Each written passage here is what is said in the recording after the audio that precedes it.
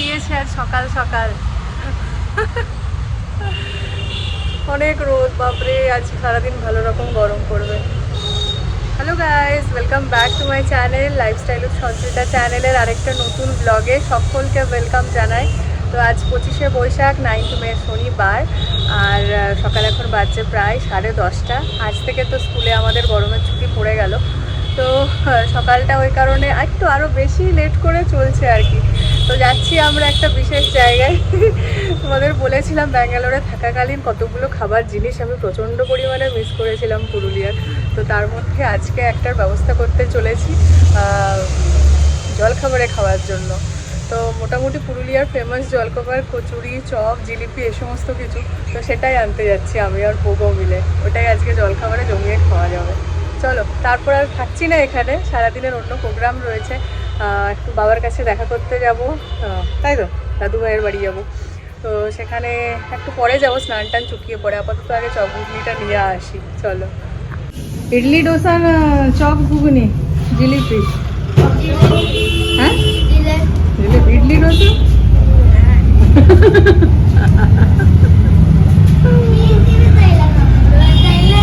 না না না, আচ্ছা দাঁড়াও দাঁড়াও, ব্যাগেটটা খুলে। চপ বেগুনি কিনতে যাব বলে পোগোকে নিয়ে বেরিয়েছিলাম ঠিক, কিন্তু সেদিকে না গিয়ে আগে চলে এসেছি পোগোর পুরনো স্কুলে।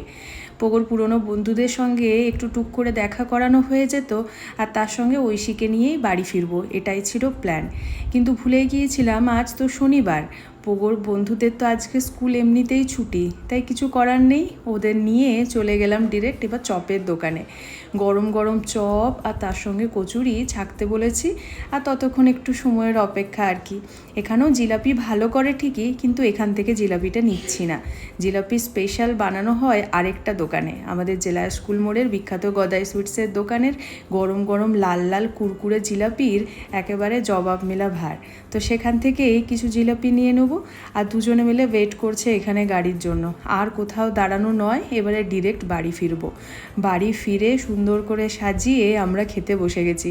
কতদিন পর যে থালায় এইভাবে জলখাবারটা পেয়েছি। ইডলি ডোসা খেয়ে খেয়ে মুখটা যেন হেজে গেছে। তুমি ঠিক আছে?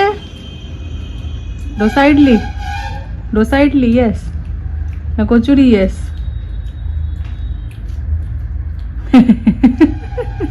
এটা ইয়েস। মাগো, ক্যামেরা অন করলেই যেন আমার পাকা চুলগুলোই দেখাচ্ছে। যাই হোক, কালকে কালার করব, আজকে আনতে হবে আর কি। তো স্নান টান সেরে রেডি হয়ে গেছি আমি আর পোগো। আমরা বেরোচ্ছি কিছুক্ষণের মধ্যেই। বাবাকে সকালে ফোন করে বলে দিয়েছিলাম ওখানে লাঞ্চ করব, আর বিকেলবেলা আরও গোটাগত কাজ আছে। বিকেলবেলা ওখান থেকে বেরোবো, সন্ধ্যাবেলায় আরও গোটাগত কাজ আছে। মানে এতগুলো কাজ নিয়ে এবারে এসেছি, আর আমরা মানে টিকিট কনফার্ম করেও আসিনি। তো মোটামুটি এই আর পরের সপ্তাহ থেকে দেখতে আরম্ভ করব, যে কোনো দিন টিকিট কনফার্ম হবে আর বেরোবো, এরকমই হচ্ছে ব্যাপার। তো চলো বেরিয়ে পড়ি। প্রায় 1টা বেজে গেল, মোটামুটি 12টা নাগাদ বেরোবো ভেবেছিলাম, 1টা বেজে গেল। প্রচণ্ড রোদ, ফুল স্লিভস একটা কুর্তি পরে নিয়েছি, প্রচণ্ড রোদ বাইরে। চলো বেরোনো যাক। বেরিয়ে গেছি আমরা বাড়ি যাওয়ার জন্য। তবে রাস্তায় আগে দাঁড়িয়ে কালকে জেরক্স করতে দিয়েছিলাম বইগুলো সাথে নিয়ে নিলাম। সুন্দরভাবে স্পাইরাল বাইন্ডিং করে দিয়েছে, তাহলে একসাথে বইয়ের মতো রেডি হয়ে গেছে। এটা থেকেই ওয়ার্কশিট হিসেবে এরপর করানো যাবে। যাই হোক, চলুন বইপত্র নিয়ে এবারে বেরিয়ে পড়ি। মাথাটা চাপো, চলো।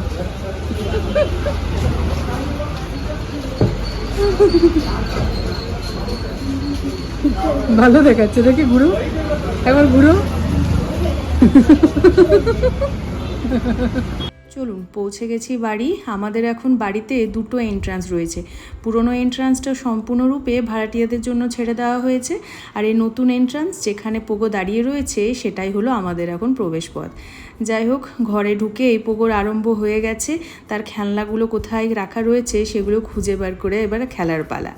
বাবা রিসেন্টলি নর্থ ইস্ট ঘুরে এসেছে, তো সেখান থেকে এই গন্ডার, হাতি, সমস্ত কিছু কাঠের জিনিসপত্রগুলো কিনে এনেছে। তো পোগোর জন্য সেগুলো এখন নতুন নতুন জিনিসের প্রতি সবসময় সবার আগ্রহ তো বেশি, তাই সেগুলো নিয়ে খেলছে ঠিক। তবে ওই যে বাবা খুঁজে বার করেছে পুরনো একখানা খেলনার বস্তা, সেখান থেকে এরপরে গোটা ঘর ছড়িয়ে বেড়াচ্ছে। আমি চলে এসেছি রান্নাঘরে, দুপুরের খাবারের এবারে ব্যবস্থা করব। রান্না করে দিয়ে গেছে রান্নার দিদি, সমস্ত এবারে গরম করে একটু নিয়ে নেব। কী কী সংযোজন হয়েছে দেখছি নতুন, এই সুন্দর একখানা ইন্ডাকশান দেখছি নিয়েছে, একদম নতুনত্ব রয়েছে ইন্ডাকশানটার মধ্যে। আর যাই হোক, খাবার দাবারের পরে গরম টরম করে নিই। কী কী মেনুতে আছে সেটাই আমার এখনও জানা নেই। একটু ডালটা গরম করতে দিয়ে দিলাম মাইক্রো ওভেনে, যতক্ষণে গরম হচ্ছে বাকিগুলো ঢাকনা খুলে খুলে দেখে নিই একবার। এঁচোড়ের তরকারি হচ্ছে, যেখানেই যাচ্ছি এখন এঁচোড়ের তরকারি কিন্তু বেশ খাওয়া হচ্ছে।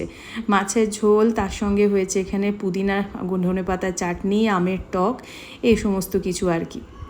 খাওয়া দাওয়া কমপ্লিট করে জাস্ট এখন উপরে এলাম, মানে নিচেই ছিলাম অতক্ষণ, গল্প টল্প হচ্ছিল এটা সেটা নিয়ে।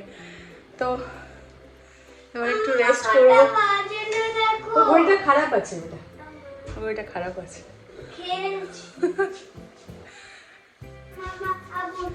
কতদিন পর মনে হচ্ছে এলাম সত্যি রুমটাতে। লাইটগুলো সেই পুকুর জন্মদিনের সেই যে লাগানো হয়েছিল, এখন আর খোলাই হয়নি। যাই হোক, হুতুম ইয়েটা করো, ফ্যানটা চলছে, এসিটা চালাও। ওপরের রুমগুলো আমাদের প্রচণ্ড গরম, আর আজকে তারপরে সকাল থেকে রোদটা এতটা বেশি ছিল, রুমটা প্রচণ্ড গরম হয়ে গেছে।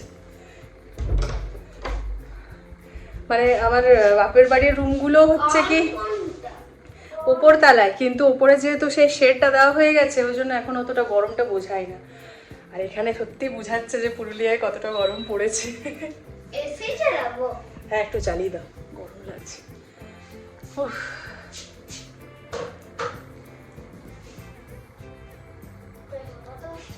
আসছে, চলবে। মাত্র কয়েক ঘন্টার জন্য উপরে এসে এরপরে ওপরের গোছানো রুমটাকে অগোছালো করার সম্পূর্ণ দায়িত্ব যেন পোগো নিয়ে নিয়েছে। এসে না এসে আলমারি খুঁড়ে যত সফটওয়্যার রয়েছে সেগুলো বার করানোর জন্য অস্থির। আর আমার জিনিসপত্রগুলো এইভাবেই রাখা রয়েছিল শেষ মুহূর্তে, সেইগুলো এরপরে তার ঘাড়ে এসে পড়ছে। শীতবস্ত্রগুলো এরপরে ভালো করে ট্রলির মধ্যে সেট করে দেবো, তাহলে আর এইরকমভাবে রাখা হবে না। যাই হোক, সে সমস্ত সফটওয়্যারগুলো আমার এখন পোগো কিন্তু সেটার উপরে অধিকার জন্মেছে, কারণ আমার এখন খেলনা বলতে একমাত্র পোগোই। ওকে নিয়ে খেলতেই আমার বেশি ভালো লাগে। আগে যখন পোগো ছিল না তখন সফটওয়্যারগুলোকে নিয়ে আমি অনেক খেলতাম, ওদের নিয়ে ঘুমাতাম, কিন্তু এখন পোগো পাশে না থাকলে কেমন যেন খালি খালি লাগে, ঘুমিয়ে আসতে চায় না। যাই হোক, চলুন কি করছে দেখি বদমাসটা, নাহলে গোটা আলমারি আমার ঘেটে একেবারে ঘ করে দেবে দেখছি। কোনো রকমে চিপে পোগোকে ঘুম পাড়িয়ে এরপরে আমি বাইরেটা একটু ঘুরতে এলাম। মাত্র কয়েক ঘন্টার জন্য আসা, ঘুমিয়ে সময়টা মনে হলো না নষ্ট করি, কারণ এরপর কখন আবার আসবো ততক্ষণে আমাদের চারপাশটা বাড়ির কত চেঞ্জ হয়ে যাবে সে আর বলার অপেক্ষা রাখে না। এই যেমন চোখের সামনে ওই যে জায়গাটা দেখছেন, ওখানে একটা পুকুর ছিল, মাসখানেকের মধ্যে সেটাকে বুঝিয়ে এরপরে একটা কমপ্লেক্স তৈরি হবে। ভাবুন তো, এইভাবেও বড় বড় পুকুরগুলো বুঝিয়ে আজকাল কীভাবে কমপ্লেক্সগুলো তৈরি হচ্ছে। যাই হোক, আমাদের বাড়ির নিচটাতেও আগে অনেক গাছ ছিল, কাঁঠাল গাছ, সাদা টগর ফুলের গাছ, সজনে গাছ, আম গাছ, সমস্ত কিছু এখন কেটে এভাবে শেড তৈরি করে দেওয়া হয়েছে। ওই বৃষ্টির জল আগে আমাদের বাড়ির ভেতরে ঢুকতো বেশি হলেই, তো কিছু করার নেই। আগে তো নিচের ফ্লোরটাকে সেফটি করতে হবে, তারপর গাছ টাছ লাগানো হবে। সমস্ত কিছু কেটে সে কারণে এইভাবে শেড দেওয়া হয়েছে। আর বাঁ দিকটা দেখতে চোখে পড়লো ঘোর করে ঘনিয়ে তখন মেঘ এসেছে। বাবারে, মুহূর্তের মধ্যে সেই মেঘ চারিদিকের আকাশে একবারে ছেয়ে গেল। কালো কালো মেঘ এবারে গোটা আকাশময় ছড়িয়ে যাবে, দিয়ে বৃষ্টি শুরু হবে। যাই বাবা, বিদ্যুতের ঝলকানি দেওয়ার আগে ঘরের ভেতরে ঢুকে যায়। যেটার ভয় করছিলাম সেটাই হলো, মানে এখান থেকে বাইরে মানে বেরিয়ে পড়ে কতগুলো কাজ করে তারপরে বাড়ি ফেরার কথা ছিল, কিন্তু যে পরিমাণে মেঘটা করলো অত বাজে টাইমে, এখন বাজে 6টা, মানে এই সময়টাতেই রোজই হচ্ছে সেটা না, কিন্তু আজ না হলেও ভালো হতো। প্রচণ্ড মেঘ করেছে। সব চলো ভিতরে ঢুকে যাই, পোগো একা আছে।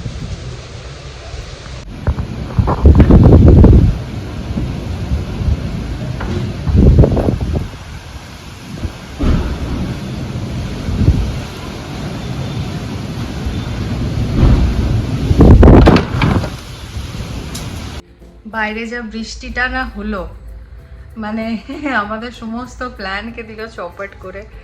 এখান থেকে আমাদের আরও মানে বেরিয়ে অনেক কিছু প্ল্যান ছিল, কিছুই হলো না। বৃষ্টি যা করতে থামলো 8টা দিয়ে, বাবাও বললো 8টা বেজে গেছে, অনেক রাত হয়ে গেছে, আজকে আর না গেলেই ভালো, তো ওই জন্য থেকেই গেলাম আর কি। পোগো এখানে পড়তে বসেছে, মানে ভাগ্যিস আসার সময় জেরক্সগুলো নিয়ে এলাম, ওই জন্য একটু পড়তে বসানো হলো, না হলে এদিকে ওদিকে ঘোরাচ্ছেও বেশি, টিভি নিয়ে বসে থাকতাম। এটা হলে এমনই খেলতাম। হ্যাঁ খেলতাম। তুমি যে কত খেলছো, তার থেকে বেশি টিভি চলছে নিচে সবসময়, আর টিভি নিয়ে টিভির গোড়ায় বসে আছে। যাই হোক, 2-3 পেজ লেখা তো হচ্ছে। এইটা সকালবেলায় আজকে পড়তেও বসানো হয়নি, না সকালবেলায় হয়নি সময়। তো এরকমই চলছে। আসলে মাত্র কটা দিন হাতে রয়েছে, এখনো পর্যন্ত প্রচুর কাজ রয়েছে, এই হলো ব্যাপার। ওই জন্য এক একটা দিন পেরিয়ে যাচ্ছে, আর একটু মনে হচ্ছে এটা রয়ে গেল ওইটা রয়ে গেল। আর আগামীকাল তো রবিবার, আগামীকাল ঐশীর জন্মদিন, প্রোগ্রাম রয়েছে রাত্রিবেলাতে, মানে সন্ধ্যেবেলা থেকেই ধরো, তাহলে একটা প্রিপারেশন সকাল মানে দুপুর থেকেই ধরো সাজানো গোছানো এটা সেটা চলবে আর কি, রান্না, সে কারণে কালকের দিনটা ফুল এনগেজড। দেখা যাক, করে ফেলবো আশা করি। কিন্তু আমরা এখন হচ্ছে প্রবলেম, ওর তো ড্রেস মেস নিয়ে এসেছি, আমি কিছু নিয়েও আসিনি, আর এখানে আমার সেরকম কিছু নেইও, এই হলো এখন প্রবলেম। আর এবার গরম লাগছে, মানে সেই সকাল থেকে একটা ড্রেস পরে আছি, এবার মানে কেমন যেন লাগছে। এবার স্নান টান, গরমে বুঝতেই পারছো, স্নান টান করতে ইচ্ছা করছে, ড্রেস চেঞ্জ করতে ইচ্ছা করছে, কিন্তু সেই ফুল স্লিভস টপটা পরে আছি, গরমও লাগছে। এই হলো ব্যাপার। যাই হোক, পড়াশোনা করছে, করুক। তুমি থাকো, তুমি থাকো, তুমি থাকো। রাত্রি প্রায় 10টা, আবার দেখছি ঝিরিঝিরি করে বৃষ্টি আরম্ভ হয়েছে। আজ আর রাত্রিবেলা এই বৃষ্টি থামার কোনো লক্ষণ দেখতে পাচ্ছি না। এসেছিলাম রান্নাঘরে রাতের খাবারটা নিতে, রান্নাঘরের ব্যালকানি থেকে এই আম গাছটা তখন নজর এলো। বাবা এমনিতেও দুপুরবেলায় এ গাছে যে ফল হয়েছে এবছর প্রথমবার সেটা বলেছিল, দেখিয়েছিল, কিন্তু আপনাদের সঙ্গে তখন আর শেয়ার করতে পারিনি, এক্সাইটমেন্টে ক্যামেরাটাই নিয়ে যেতে ভুলে গিয়েছিলাম। তো যাই হোক, আজ রাত্রিবেলাটা যখন থাকলাম, পরের দিন সকালবেলা এই আম গাছের আম দেখিয়ে ব্লগটা শুরু করব ঠিক করে রাখলাম। আর শুনেই যে কি ভালো লাগলো, অনেক দিনের অপেক্ষার ফল এটা আসলে। বাজারে আম পাওয়া যাচ্ছে প্রচুর, কিন্তু আমাদের এই বাগানে যে 2-4টা আম হয়েছে তার মূল্য কিন্তু তার থেকে অনেক বেশি। আর এই সেই গাছগুলো পোগোর জন্মদিনে যেগুলো রিটার্ন গিফট হিসেবে দেওয়া হচ্ছিল, বাবা বললো এখনও পর্যন্ত নাকি ফুল হয়েই যাচ্ছে ক্রমাগত। যাই হোক, বৃষ্টির জল যেন একটু পায়, তাহলে তাদেরও ভালো লাগবে, তাই একটু সাইড করে রেখে দিলাম, এই জায়গাটায় বৃষ্টির জলটা ভালোই আসে। চলুন তাহলে আজকের ব্লগটা এখানেই শেষ করছি। থ্যাঙ্কস ফর ওয়াচিং বন্ধুরা।